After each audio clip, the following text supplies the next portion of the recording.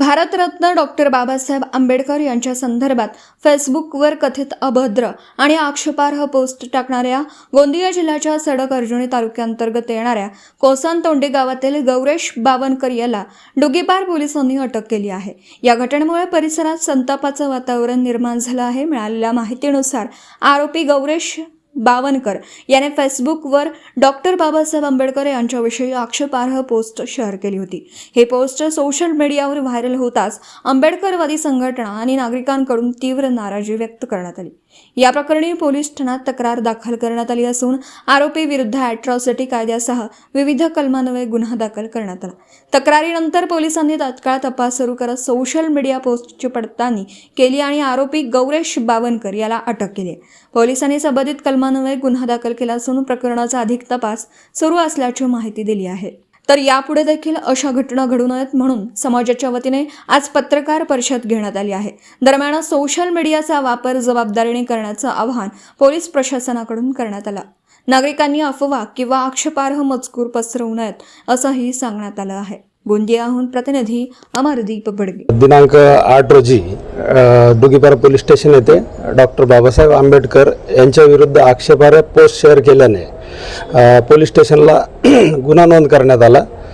सदर गुन्ह्यामध्ये गौरेश बावनकर नावाच्या इसमाला अटक करण्यात आली असून BNSचे विविध कलम तसेच अॅट्रॉसिटी कायद्याच्या विविध कलमांवर गुन्हा दाखल करण्यात आला असून त्याला अटक करून तो सध्या भंडारा जेल येथे MCRवर आहे। काय नावाने त्यांनी आयडी तयार केली, त्यांनी काय मजकूर टाकलेला होता? दिनेश ब्राह्मणकर नावाने आयडी तयार केलेली होती आणि त्यामध्ये बाबासाहेबांचा फोटो लावून आक्षेपार्ह विधानं त्याच्यावर होती। त्यावरून आपण गुन्हा दाखल केलेला आहे। यापूर्वी त्याचं कुठलंही रेकॉर्ड नाही आहे। त्या गुन्ह्याचा तपास माननीय उपविभागीय पोलीस अधिकारी पाटील साहेब करत आहेत आणि या गुन्ह्याचा सखोल तपास करून पूर्ण शेवटपर्यंत हा तपास केला जाईल। समाज बांधवांनी पत्रकार परिषद घेतली, आपण देखील त्या ठिकाणी उपस्थित होते। काय नेमकी मागणी आता केलेली आहे? त्यांनी जे निवेदन दिले आहे त्याची सुद्धा चौकशी केली जाईल। आज जे निवेदन दिले आहे त्या संदर्भात केली जाईल।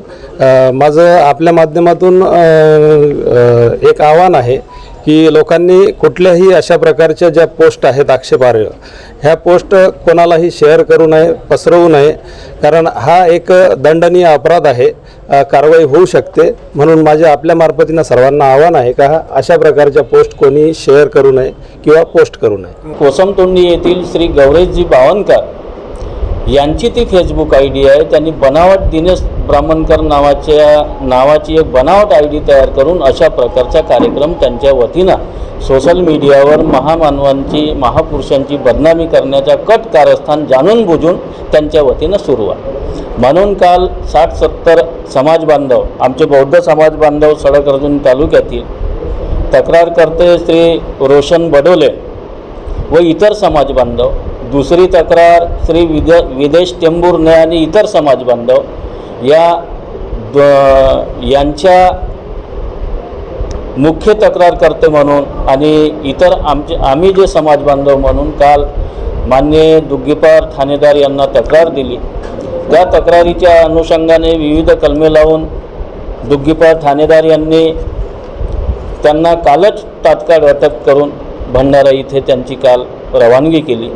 डोंगरे साहेबांनी जे DYSP आहेत त्यांनी सांगितलं की आज त्या गौरेश बावनकर नावाच्या व्यक्तीवर अॅट्रॉसिटी अंतर्गत गुन्हा दाखल झालेला आहे आणि ती केस आता त्यांच्या कार्यालयामार्फत चौकशी सुरू आहे आणि चौकशी अंती त्याच्यावर जी कारवाई होईल ती कठोर शिक्षा देण्याचं काम तर न्यायालय करतो, ते न्यायालयाच्या अधीन असेल।